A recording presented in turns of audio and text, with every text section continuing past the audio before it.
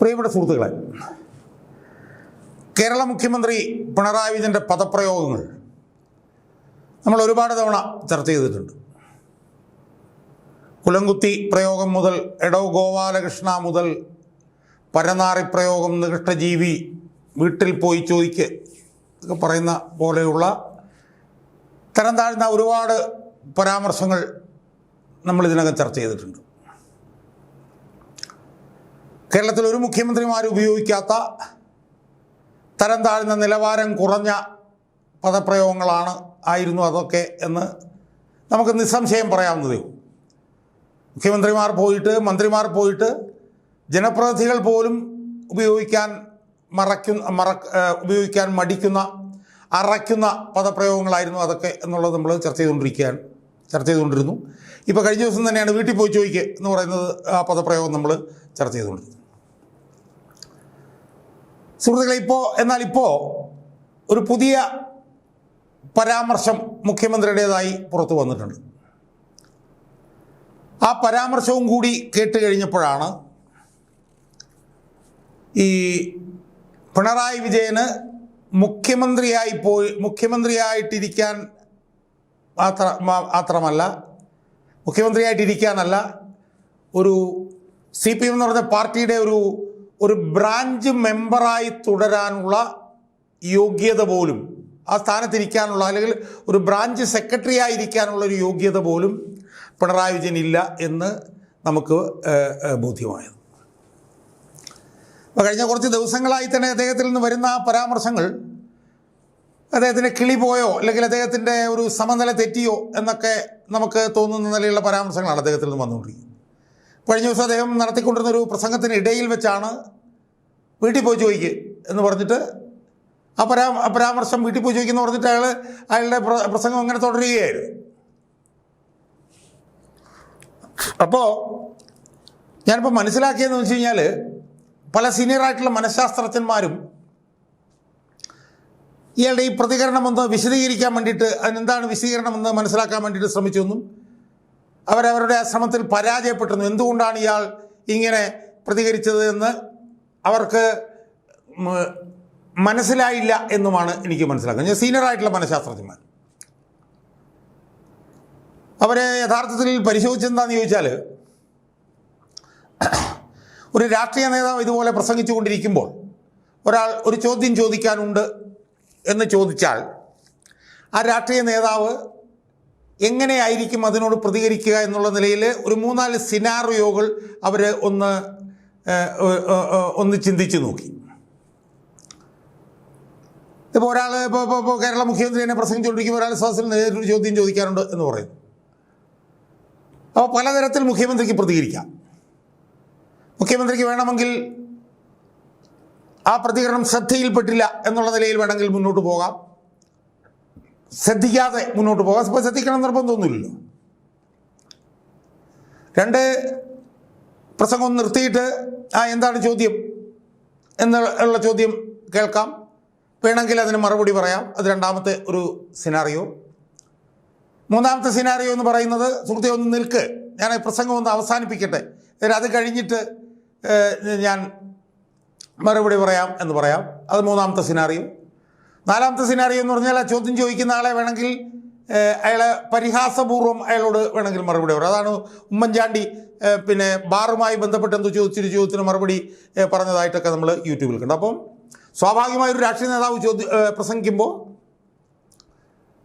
ഒരാളൊരു ചോദ്യം ചോദിച്ചാൽ 3-4 നിലയിൽ, തരത്തിൽ, രീതിയിൽ ആ രാഷ്ട്രീയ നേതാവിന് പ്രതികരിക്കാം. അതാണ് മനഃശാസ്ത്രജ്ഞന്മാരൊന്ന് പരിശോധിച്ച് നോക്കിയത്. പക്ഷേ അവരെ ഞെട്ടിച്ച സംഭവം എന്ന് പറഞ്ഞാൽ, ഇങ്ങനെ പ്രസംഗിച്ചുകൊണ്ടിരിക്കുന്നതിനിടയിൽ ഒരാളൊരു ചോദ്യം ചോദിക്കുമ്പോൾ പ്രസംഗത്തിൻ്റെ ഒരു രീതി വിടാതെ അതിനിടയിൽ വീട്ടിൽ പോയി ചോദിക്കുക എന്ന് പറഞ്ഞിട്ട് ആ പ്രസംഗം ഇങ്ങനെ തുടരുന്ന ഒരു രീതി സത്യം പറഞ്ഞാൽ സീനിയറായിട്ടുള്ള മനഃശാസ്ത്രജ്ഞന്മാരെ പോലും ഞെട്ടിച്ചു എന്നാണ് എനിക്ക് മനസ്സിലാക്കാൻ വേണ്ടിയിട്ട് കഴിഞ്ഞത്. എന്താണ് ഈ രാഷ്ട്രീയ നേതാവ് ഇങ്ങനെ പ്രതികരിച്ചത് എന്നത് അവർക്ക് എത്ര ആലോചിച്ചിട്ടും അവർക്ക് മനസ്സിലായില്ല. കാരണം അവരൊരിക്കലും പ്രതീക്ഷിക്കുന്ന നിലയിലുള്ള ഒരു പ്രതികരണമല്ല ഇയാളിൽ നിന്ന് വന്നത്. അത് കഴിഞ്ഞ് 2 പ്രതികരണങ്ങൾ നമ്മൾ വേറെ കണ്ടു. ഈ പ്രതികരിച്ച ആളോട് ചോദിച്ചപ്പോൾ അയാൾ പറഞ്ഞു എനിക്കൊരു അബദ്ധം പറ്റിപ്പോയതാണ്, അയാൾ പാർട്ടി മെമ്പറാണ്, എനിക്കൊരു അബദ്ധം പറ്റിപ്പോയതാണ്, ഞാനിങ്ങനെ ചെയ്യാൻ പാടില്ല എന്ന് പറഞ്ഞാൽ അയാൾ വളരെ മാന്യമായ രീതിയിൽ അയാൾ പ്രതികരിക്കുന്നത് നമ്മൾ കണ്ടു. എന്നാൽ മറുഭാഗത്ത് മുഖ്യമന്ത്രി പിണറായി വിജയനോട് ചോദിച്ചു നിങ്ങൾ എന്തുകൊണ്ടാണ് ഇങ്ങനെ പ്രതികരിച്ചതെന്ന് ചോദിച്ചപ്പം അയാളുടെ മറുപടി എന്താണെന്നറിയാമോ? ഞാൻ പ്രസംഗിക്കുന്നതിനിടയിൽ ഇങ്ങനെ എന്നോട് ചോദിച്ചാൽ ഇനിയും ഞാൻ ഇങ്ങനെ തന്നെ പ്രതികരിക്കും എന്നാണ് അയാൾ പ്രതികരിച്ചത്. അപ്പോൾ ഇതാണ് അയാളുടെ ഒരു നിലവാരം എന്ന് നമുക്ക് അന്ന് മനസ്സിലായി. ഇതിന് സമാനമായിട്ടുള്ള ചോദ്യം മുഖ്യമന്ത്രി ആയിരുന്ന ഉമ്മൻചാണ്ടിയോട് ചോദിച്ചു. ഉമ്മൻചാണ്ടി എത്ര രസകരമായിട്ടാണ് അതിന് മറുപടി പറഞ്ഞത് എന്നുള്ളതും ആ സമയത്ത് സാമൂഹ്യ മാധ്യമങ്ങളിൽ വന്നിരുന്നു, നമ്മൾ കണ്ടിരുന്നു. പക്ഷേ സുഹൃത്തുക്കളെ, ഞാൻ തുറന്നു പറയാൻ ആഗ്രഹിക്കുന്നു, ഇയാൾ ഇതുപോലെ തരം താഴ്ന്ന പദപ്രയോഗങ്ങളൊക്കെ നടത്തുമായിരുന്നെങ്കിലും ഇയാൾ ഇത്രയും തരം താഴ്ന്ന ഇത്രയും തറ നിലവാരത്തിലുള്ള ഒരു മനുഷ്യനാണെന്ന് സ്വപ്നത്തിൽ പോലും ഞാൻ ചിന്തിച്ചില്ല എന്നാണ് ഞാൻ പറയുന്നത്. അയാൾ ഈ പറഞ്ഞ പോലെ താഴ്ന്ന നിലവാരത്തിലേക്കുള്ള പദപ്രയോഗങ്ങളൊക്കെ നടത്തുമായിരുന്നു. പക്ഷേ ഇപ്പോൾ അയാൾ നടത്തിയ ഒരു പുതിയ പ്രതികരണമുണ്ടല്ലോ, അതുകൂടെ കണ്ടപ്പോഴാണ് ഇയാൾ തനി തറയാണ് എന്ന് എനിക്ക് മനസ്സിലായത്. അതുകൊണ്ടാണ് ഇയാൾക്ക് മുഖ്യമന്ത്രിയായിരിക്കാനല്ല, ഒരു പാർട്ടിയുടെ ബ്രാഞ്ച് സെക്രട്ടറി ആയിട്ടിരിക്കാനുള്ള യോഗ്യത പോലുമില്ല എന്ന് ഞാൻ പറയാൻ കാര്യം. ഇനി നമുക്ക് ആ വിഷയത്തിലേക്ക് കിടക്കാം. എന്താണ്? തെലങ്കാന മുഖ്യമന്ത്രി രേവന്ത് റെഡ്ഡി ഇവിടെ തെരഞ്ഞെടുപ്പ് പ്രചരണത്തിന് വന്നു. നമുക്കറിയാം, ഒരു ചെറുപ്പക്കാരനാണ്, ഒരു തീപ്പൊരി നേതാവാണ്. അദ്ദേഹത്തിൻ്റെ പ്രചരണത്തിലൂടെയാണ് പിന്നെ തെലങ്കാനയിൽ വലിയ വിജയത്തിലേക്ക് കോൺഗ്രസ് ചെന്നെത്തിയത്. ചെറുപ്പക്കാരനാണ് അദ്ദേഹം. ഇവിടെ വന്നു, അദ്ദേഹം തെരഞ്ഞെടുപ്പ് പ്രചരണ യോഗങ്ങളിലൊക്കെ പങ്കെടുത്ത് എവിടെയോ വെച്ച് ഏതോ ഒരു സിനിമയിലെ മോഹൻലാലിൻ്റെ പോമോനെ ദിനേശ, എനിക്കൊന്ന് രാവണപ്രഭുവാണെന്ന് തോന്നുന്നു, ഒരു സിനിമയിൽ പോമോനെ ദിനേശ എന്ന് പറയുന്നത് പോലെ പോമോനെ വിജയ എന്ന് കണ്ടുള്ളൊരു ഒരു ഒരു പ്രതികരണം, വെച്ചാൽ മോഹൻലാലിൻ്റെ ആ ഡയലോഗിൽ ചെറിയൊരു മാറ്റം വരുത്തി ഒരു കയ്യടി കിട്ടാൻ വേണ്ടി കോൺഗ്രസിൻ്റെ ഏതോ ഒരു റോഡ് ഷോയിൽ ഈ ചെറുപ്പക്കാരനായിട്ടുള്ള തീപ്പൊരി നേതാവായിട്ടുള്ള പിന്നെ തെലങ്കാനയിലെ മുഖ്യമന്ത്രി രേവന്ത് റെഡ്ഡി അങ്ങനെ ഒരു പരാമർശം നടക്കുകയും പിണറായി വിജയൻ്റെ എക്സ്പയറി ഡേറ്റ് കഴിഞ്ഞു പോയി എന്നൊക്കെ പറഞ്ഞ് പരിഹസിക്കുകയൊക്കെ ചെയ്യുന്നത് നമ്മൾ കഴിഞ്ഞ ദിവസം കണ്ടിരുന്നു. സുഹൃത്തുക്കളെ, നമുക്കതിൽ പ്രത്യേകതയൊന്നും തോന്നിയില്ല. കാരണം അദ്ദേഹം ഒരു ചെറുപ്പക്കാരനാണ്, അദ്ദേഹം ഒരു തീപ്പൊരി നേതാവാണ്. അദ്ദേഹം ഇവിടെ വന്നപ്പോഴത്തേക്ക് വളരെ പരിഹാസപൂർവ്വം ഒരു സിനിമയിലെ ഡയലോഗ് എടുത്ത് ഇങ്ങനെ പറയുന്നതായിട്ടാണ് കണ്ടത്. നമ്മളതൊന്നും ശ്രദ്ധിച്ചില്ല. അത് പത്രത്തിൽ വന്നു, അതിന് കൂടുതൽ പ്രാധാന്യം നമ്മൾ കൊടുത്തേയില്ല. പക്ഷേ എല്ലാവരെയും ഞെട്ടിച്ചൊരു സംഭവം എന്താ സുഹൃത്തുക്കളെ? കേരളത്തിലെ മുഖ്യമന്ത്രി പിണറായി വിജയൻ. ആരാണ് പിണറായി വിജയൻ? പാർട്ടിയുടെ 2-3-10-25 വർഷമായി CPM എന്ന് പറഞ്ഞ പാർട്ടിയുടെ പോളിറ്റ് ബ്യൂറോ മെമ്പർ, കേരളത്തിലെ CPMൻ്റെ ഏറ്റവും സമുന്നതനായിട്ടുള്ള നേതാവ്, ഇന്ത്യയിലെ CPMലെ ആകെ ബാക്കിയുള്ള ഏക മുഖ്യമന്ത്രി, കേരളത്തിൽ 10 വർഷമായി മുഖ്യമന്ത്രിയായിരിക്കുന്ന ഒരു നേതാവ്. അതാണ് മുഖ്യമന്ത്രി പിണറായി വിജയൻ. അങ്ങനെയുള്ള മുഖ്യമന്ത്രിയായിട്ടുള്ള പിണറായി വിജയൻ പോമോനെ വിജയ എന്നൊക്കെ പറഞ്ഞൊരു പരാമർശം വന്നാൽ നമ്മളെന്താ പ്രതീക്ഷിക്കുക?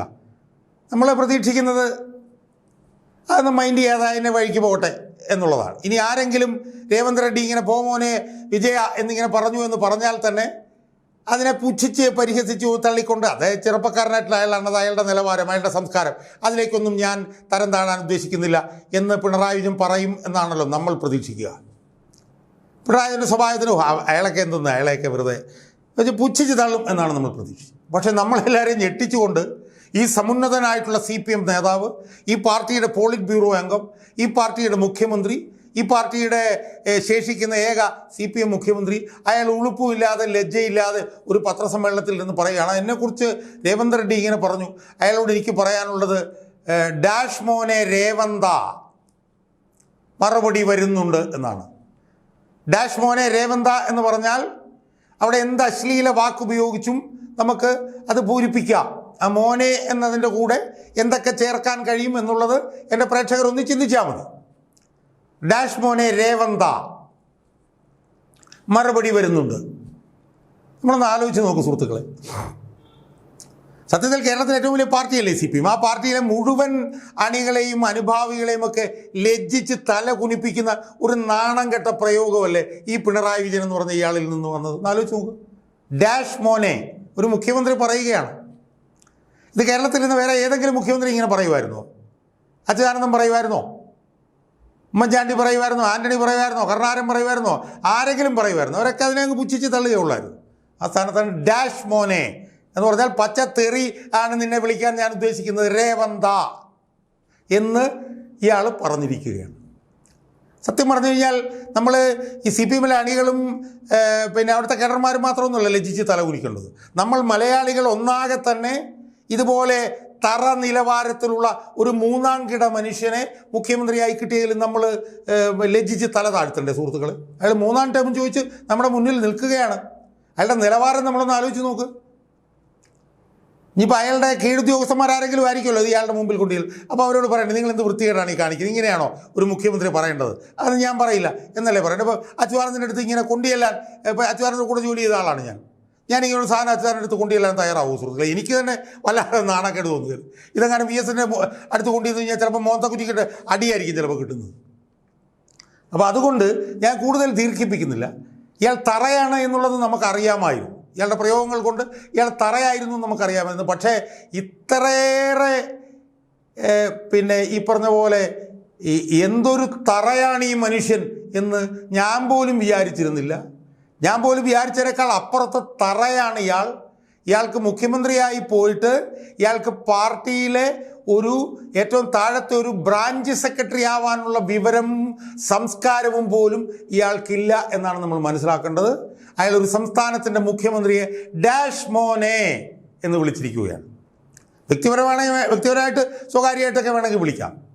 പക്ഷേ ഒരു സംസ്ഥാനത്തിൻ്റെ മുഖ്യമന്ത്രിയെ ഇങ്ങനെയാണോ വിളിക്കേണ്ടത്? ഒന്നാലോചിച്ച് നോക്കൂ. അപ്പോൾ അയാൾക്ക് അത്രയും വിവരവും സംസ്കാരവും മാത്രമേ ഉള്ളൂ. അതുകൊണ്ട് സുഹൃത്തുക്കളെ, ദയവ് ചെയ്ത് എൻ്റെ പ്രേക്ഷകരോട് പറയാനുള്ളത്, ഇത്രയും നിലവാരം കുറഞ്ഞ, ഇത്രയും തറ നിലവാരത്തിലുള്ളൊരു മനുഷ്യനെ നിങ്ങൾ ഒരു കാരണവശാലും മുഖ്യമന്ത്രി സ്ഥാനത്തേക്ക് ഇനി തിരഞ്ഞെടുക്കരുത്, വിജയിപ്പിക്കരുത് എന്നാണ് എനിക്ക് ഇയാളുടെ ഈ ഡാഷ് മോനെ വിളിയിൽ നിന്ന് കേൾക്കുമ്പോൾ എനിക്ക് അതാണ് പറയാനുള്ള ഒരു മറുപടി.